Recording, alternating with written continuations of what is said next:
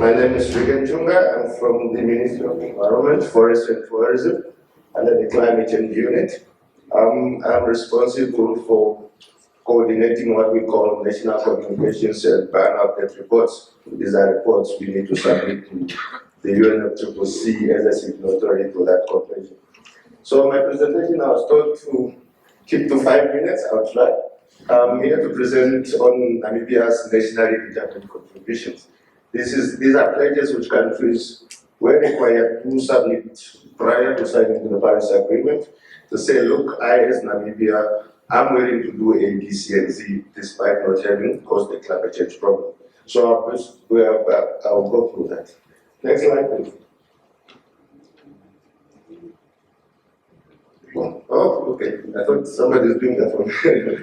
Okay, so my presentation will be very short. I'll basically go through where our greenhouse gas emissions come from, that's our greenhouse gas profile, and then I'll go into the mitigation targets, and then I'll jump into the adaptation targets as they are in the current NDC.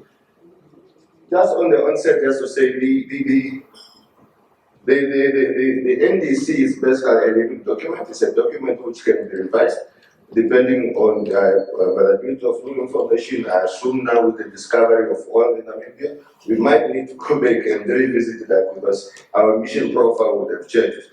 So please don't take this as cast in stone, rather as a living document. Just to show where our emissions currently come from, according to our latest report, which we submitted last year, ranging from the year 1990 to 2016, as you can see there, our emission has been plus around 20,000 gigagrams of carbon dioxide, not really increasing that much. However, if you can look at the blue line down there, that's your removal. That means that Namibia is currently a carbon sink. That means we absorb, our forest areas absorb what we emit. Just to show in the graph, this is where our emissions come from. Most of the emissions are mostly from the agriculture, forest, and other land use. Mostly from your livestock sector is currently the biggest contributor. I think it contributes almost 89%. You can see there the second contributor is your energy sector. We can all agree that road transport, our Danke Botswanas on the road have really increased the emissions from that sector. So these are the two main sectors which we try to target when we set up our mitigation targets in our NDC, because these are the biggest contributors. Then you find there's a 2% there from the industries and product use. That's mostly from your cement production. And I think that chunk is going to increase when we do our next report, when we include Cheetah cement on board, because previously we only considered Oromo cement. That was before Cheetah was commissioned. So then there's a small percentage coming from the west sector, mostly from your municipal solid waste and so forth. Good. So what did we set at the targets? What targets did we set to try and curb those emissions?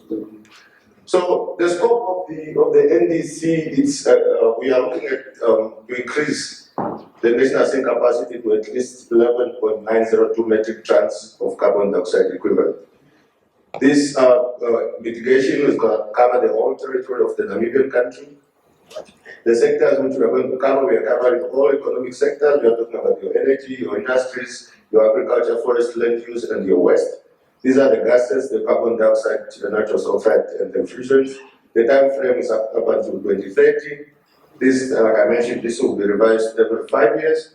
And then it consists both mitigation and adaptation. If you look at our first NDC, which is on the UNFCCC website, it was really just talking to mitigation. However, as developing country, we are really focusing also on adaptation in order to reduce the vulnerability of our people.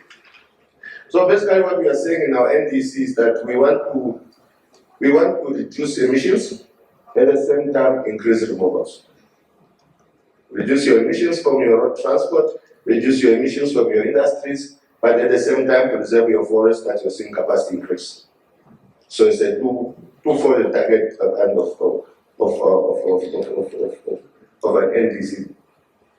Where will those targets and where will those contributions come from? Mostly, you can see the biggest chunk will come from the agriculture, forest, and land use, with the small chunk from, with another chunk from energy sector. And then this on your right is the cost of how much that's going to cost.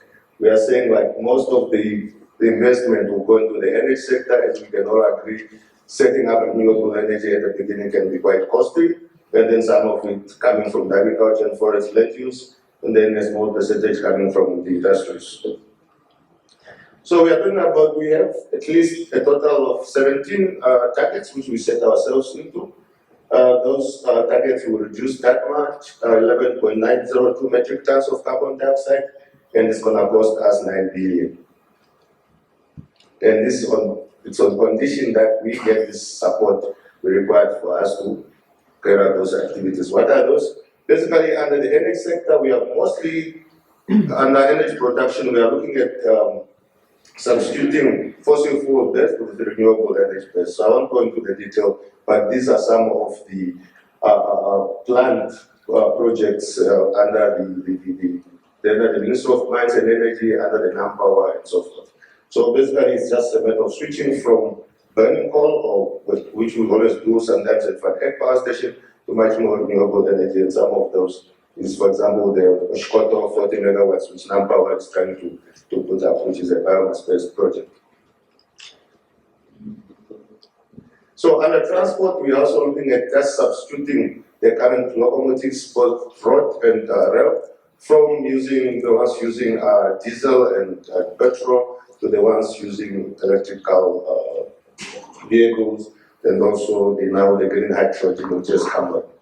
So we are also looking at reducing the use of fuel wood and fossil products with those ones which are coming from clean energy sources.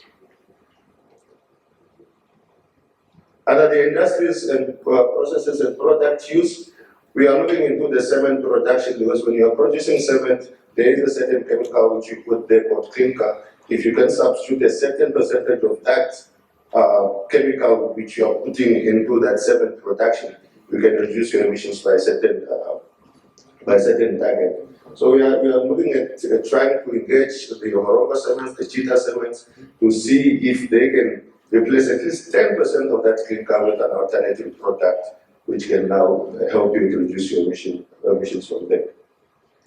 The second measure, we are trying to reduce the use of your paraffin and wax in households, and also under the third measure, we're also trying to reduce the recovery of refrigerators which still contain HFCs. You know, all those old refrigerators and air conditioners, some of them still contain HFCs, and when they are disposed of, and then there's a leakage, there are those emissions, so we are trying to at least have them recovered. And AFOLU and agriculture, forest and land use, it's mostly, the first measure is on livestock. We are trying to at least fatten certain number of livestock in feedlots. That helps reduce your emissions, because the thing with cattle, the more they need to walk or feed, the more energy they need, the more the process of thermic fermentation happens, because they need to feed, so the more they emit. So we are saying if they are kept in a feedlot, that will reduce your emissions by a certain percentage from there.